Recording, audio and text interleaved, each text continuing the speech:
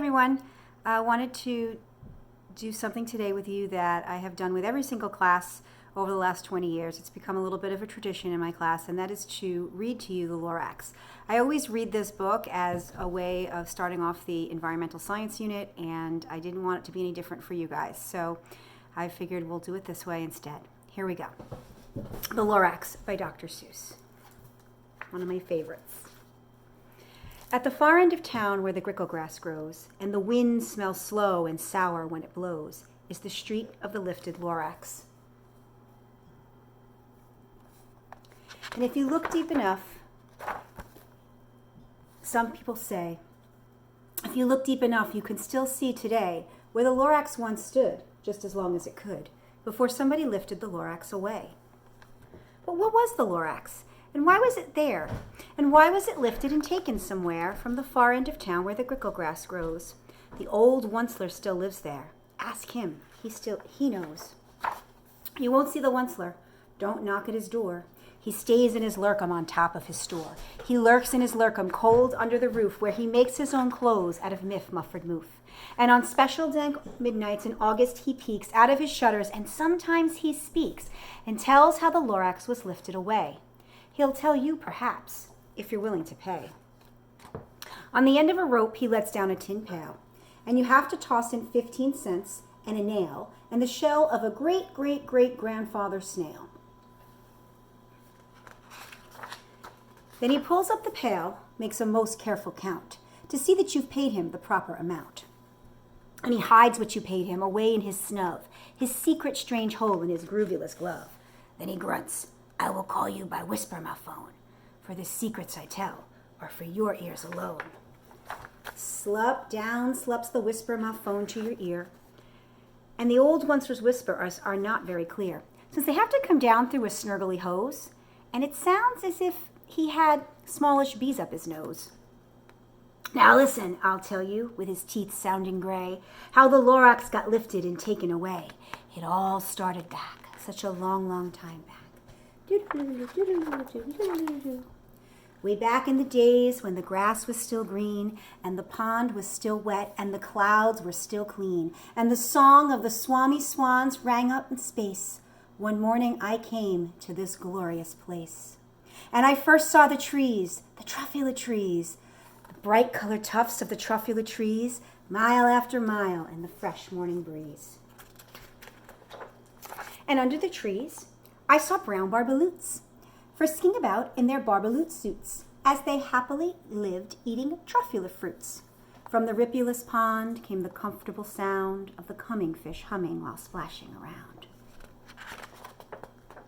But those trees, those truffula trees, all my life I'd been searching for trees such as these. The touch of their tufts was much softer than silk, and they had the sweet smell of fresh butterfly milk.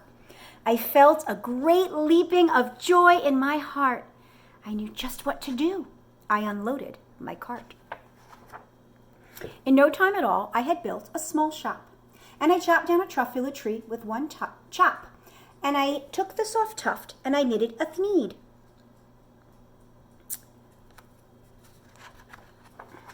The instant I'd finished, I heard a gazump. I looked. I saw something pop out of the stump of the tree I'd chopped down. It was sort of a man. Describe him? That's hard. I don't know if I can. He was shortish and oldish and brownish and mossy. And he spoke with a voice that was sharpish and bossy. Mister, he said with a sawdusty sneeze, I am the Lorax. I speak for the trees. I speak for the trees have no tongues. And I'm asking you, sir, at the top of my lungs. He was very upset as he shouted and puffed. What's that thing you have made of my truffula tuft?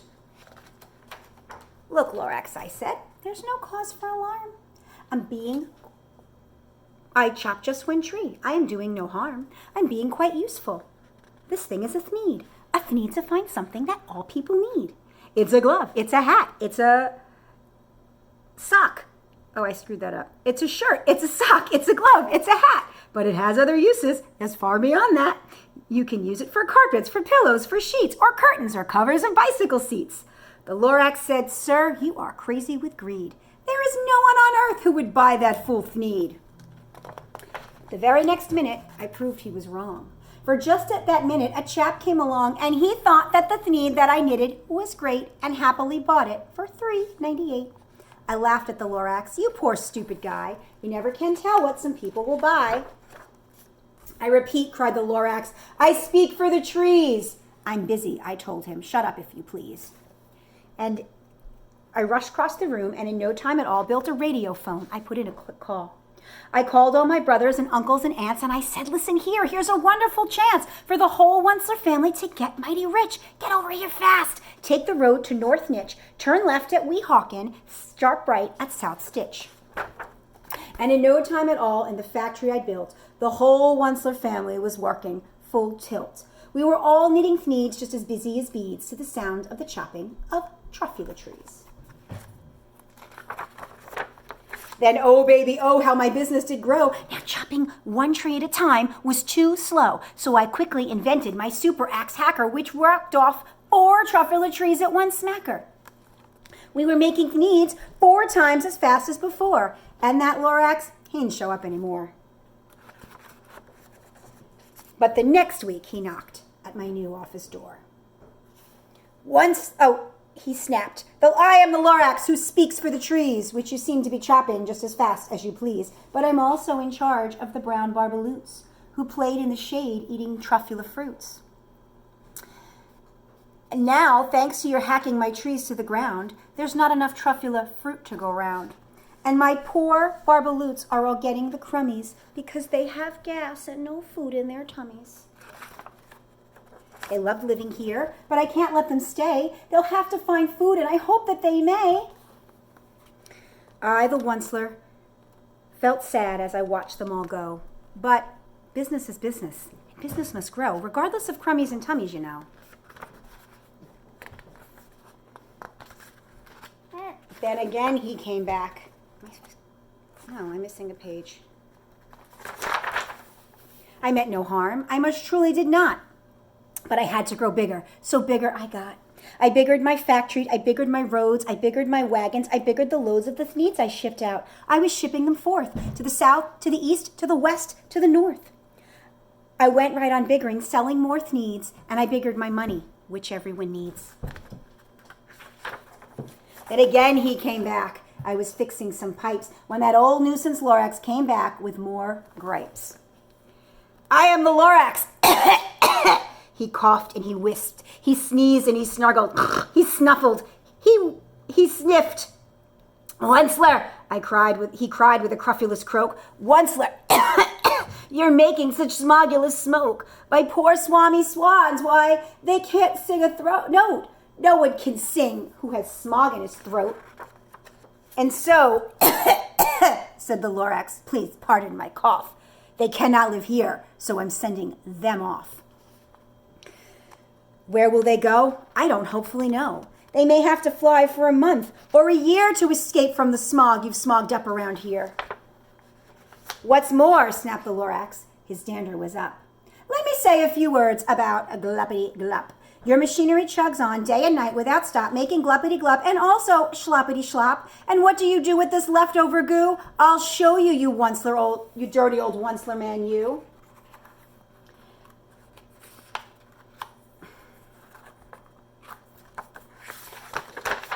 You're glumming the pond where the humming fish hummed. No more can they hum, for their gills are all gummed.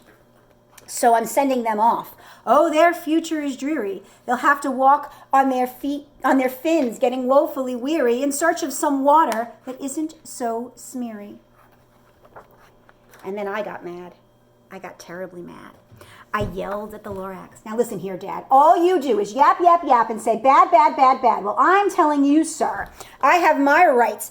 And for your information, you Lorax, I'm figuring on biggering and biggering and biggering and biggering, turning more truffula trees into thneeds, which everyone needs.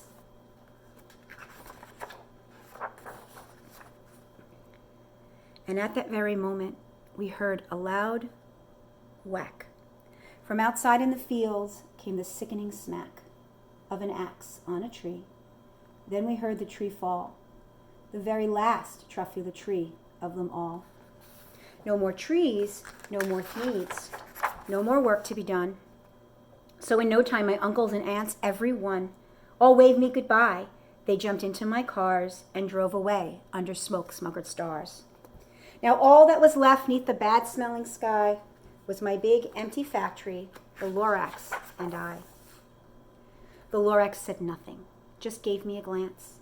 Just gave me a very sad, sad backward glance as he lifted himself by the seat of his pants. And I'll never forget the grim look on his face as he hoisted himself and took leave of this place through a hole in the smog without leaving a trace. And all that the Lorax left here in this mess was a small pile of rocks with one word, unless. Whatever that meant, well, I just couldn't guess. That was long, long ago. But each day since that day, I have sat here and worried away. Through the years, as my factories have fallen apart, I have worried about it with all of my heart. But now, says the Onceler, now that you're here, the word of the Lorax seems perfectly clear. Unless someone like you cares a whole awful lot, nothing is going to get better. It's not. So catch, calls the Onceler. He lets something fall.